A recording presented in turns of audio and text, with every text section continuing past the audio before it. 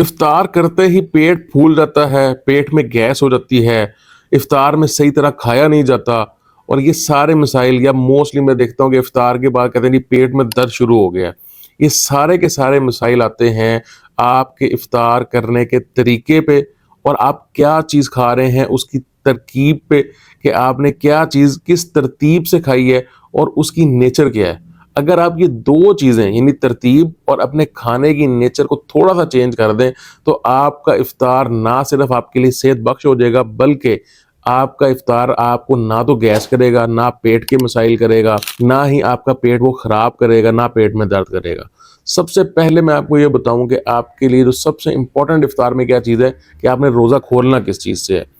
अगर मैं बात करूँ कि पहले ज़माने में लोग जैसे शुरू से एक तो रिलीजियस हमारा बिलीव है कि हम खजूर से खोलते आए हैं रोज़ा, पानी से रोज़ा खोलते आए हैं और कुछ इलाकों के अंदर नमक से भी रोज़ा खोलते आए हैं।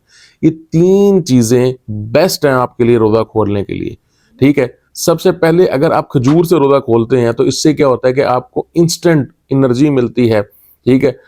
2 खजूरों से 1 खजूर से आपको कोई बहुत ज़्यादा मिनरल्स और विटामिन्स नहीं मिल जाते, लेकिन जो उसके अंदर एनर्जी होती है, जो उसके अंदर कार्बोहाइड्रेट्स होते हैं, वो आपको इंस्टेंट मिलते हैं।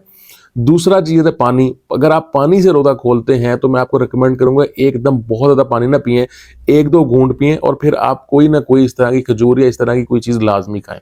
अच्छा, नमक से जो रोज़ा खोलते थे लोग, उनका ये होता था कि बहुत सारे लोग जो काम करते हैं स्पेशली, मेहनत करते हैं, फिज़िकल काम करते हैं, जिनको पसीना आता है बहुत ज़्यादा, उनके अंदर इलेक्ट्रोलाइट इम्बैलेंस हो जाता था।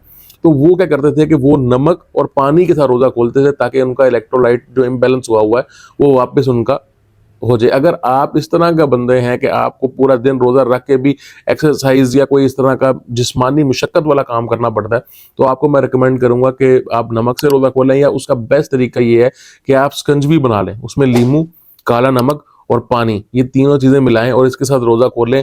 आपको रोज़ा खोल के गैस वगैरह पेट के मसाइल कम होंगे। दूसरी चीज़ ये है कि डॉक्टर साहब इसके बाद आपने क्या खाना है? इसके बाद आपने नमाज़ पढ़नी है, आपने कुछ नहीं खाना है।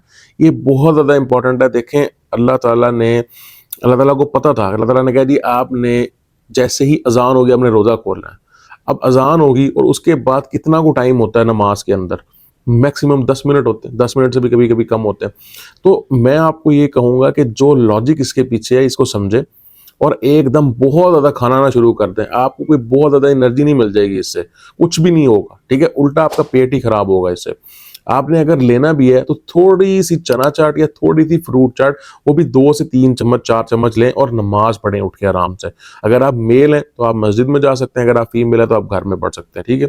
इसके बाद जब आप आएँ, तो आपने फिर जो हमारी एक ट्रेडिशन है, एक बड़ी बुरी ट्रेडिशन है मैं कहता हूँ, पकोड़े, समोसे, फ्राइड चीज़ें और वो उसके ऊपर टूट नहीं पड़ना। आप अपना एक प्रॉपर मील, चाहे वो सालन रोटी है, चाहे वो राइस और सालन है, वो आप अपने पास रखें।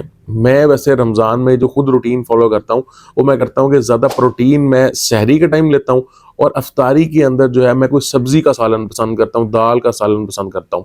तो मैं अगर आपको ऐसे लगता है तो आप ऐसे कर लें, नहीं तो फिर आप चिकन या मीट वग़ैरह भी ले सकते हैं उसके अंदर। तो मेरी ये कोशिश होती है कि मैं सहरी के अंदर ले लूँ। इफ्तारी के अंदर मैं कोशिश करता हूँ कि लाइट से लाइट काम रहे ताकि मुझे जब अगर मैंने नमाज़ पढ़नी है या मैंने कोई और काम करना है, तो उसके अंदर मुझे तंगी ना हो, मेरा पेट ना ज़्यादा फूला रहे, गैस ना हो जाए उसके अंदर, ठीक है? तो मैं आपको रिकमेंड करूँगा कि जैसे ही आप आए हैं घर, आप बैठें, आपने जो भी आपके घर में कोई चीज़ बनी हुई है, फ्रूट चाट बनी है या चना चाट बनी है, अच्छा इसको भी मैं कोशिश करता हूँ कि मैं अपने घरवालों को भी कहता हूँ, आपको भी कहूँगा कि इसको भी अल्टरनेट कर लें। हर रोज़ दोनों चीज़ें बनाने की ज़रूरत नहीं है, एक दिन फ्रूट चाट बना लें, एक दिन चना चाट बना लें।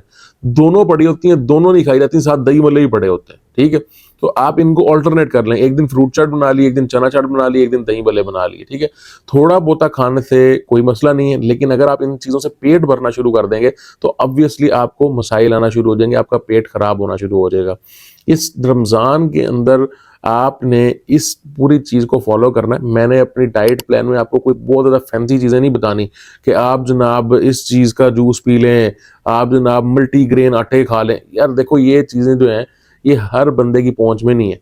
मोस्टली लोग पाकिस्तान के अंदर अपने जो घर में चीज़ें होती हैं, वही इफ्तार करते हैं और वही यूज़ करते हैं। सिर्फ़ उनका वजह क्या है कि उनको तरतीब नहीं पता।